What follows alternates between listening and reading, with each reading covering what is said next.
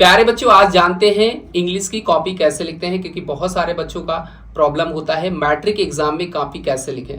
तो चलिए आज की इस प्यारी सी वीडियो में हम लोग जानने वाले हैं, कुछ इस तरह से आपको कॉपी मिलने वाली है और हम आपको पूरा प्रोसेस बताएंगे कि कैसे लिखा जाएगा बेहतर तरीके से। प्यारे बच्चों, आपको कुछ इस तरह से कॉपी मिलने वाली है। पहला फ्रंट पेज आपका OMR का होगा। OMR भरने के लिए मैं अलग से वीडियो बना दूंगा। तो चलिए हम लोग कैसे लिखते हैं। तो सबसे पहले हम लोग पहला पेज आएंगे और पहले पेज में हमें लिखना है जो आपका सेक्शन बी होगा, क्योंकि सेक्शन बी में ही आपको क्वेश्चन आंसर लिखने होते हैं। तो ये डिस्क्रिप्टिव टाइप क्वेश्चंस होंगे।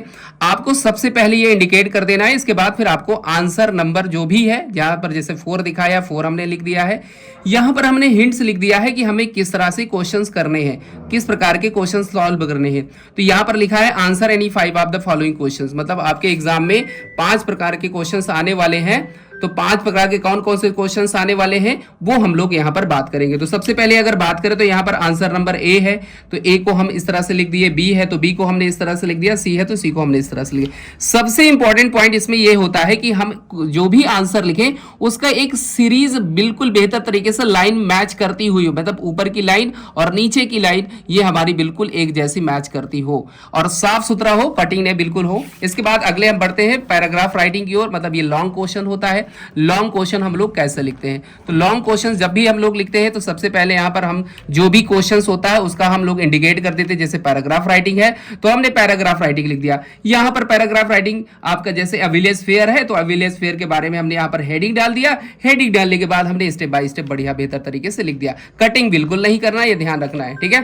तो ये सारी बातों को हमें हमेशा याद रखना है बेहतर तरीके से। और इस तरह से अगर आपका एप्लीकेशन आ जाए, क्योंकि सबसे बड़ा प्रॉब्लम होता है एप्लीकेशन कैसे लिखें, तो एप्लीकेशन लिखने के लिए मैंने बहुत सारे फॉर्मेट बताए हैं, फिर भी आपको बता देता हूं। सबसे पहले आपको यहां पर टू लिखना है, फिर क्लास टीचर को लिखना है तो क्लास टीचर के बारे में, आपको हाई स्कूल जो भी आप अपना स्कूल है अपना नाम लिख दीजिए स्कूल का, सब्जेक्ट लिख दीजिए किस दिन का है तो 2 डेज लीव के लिए है। इसके बाद आप सीधे देखो, इसमें सबसे इंपॉर्टेंट पॉइंट है कि जो आप क्रम सिस्टम लगा रहे हैं ना, ये क्रम बिल्कुल एक जैसा नीचे तक पूरा आना चाहिए। इधर नहीं है कि हम 2 इधर लिखे और मैटर थोड़ा सा यहां से लिखना स्टार्ट करते हैं। तो ये सारे पॉइंट्स पर अगर हम लोग ज्यादा फोकस करते हैं तो एग्जामिनर आपसे खुश होकर के, अगर 5 नंबर का क्वेश्चन आ रहा है तो 5 नंबर का आंसर आपको यहां से मिलने वाला है। तो प्यारे बच्चों, आपको कुछ इसी तरह से कॉपी लिखना है। वादा रहा अगर आप ऐसा लिखते हैं तो आपके एक भी मार्क्स कटने नहीं वाले हैं। एग्जामिनर आपसे खुश होकर के जितना क्वेश्चन का जो नंबर का क्वेश्चन आएगा उतना नंबर आपको 100% देगा। तो चलिए हम लोग अगली वीडियो में बात करेंगे OMR कैसे भरते हैं। Thank you.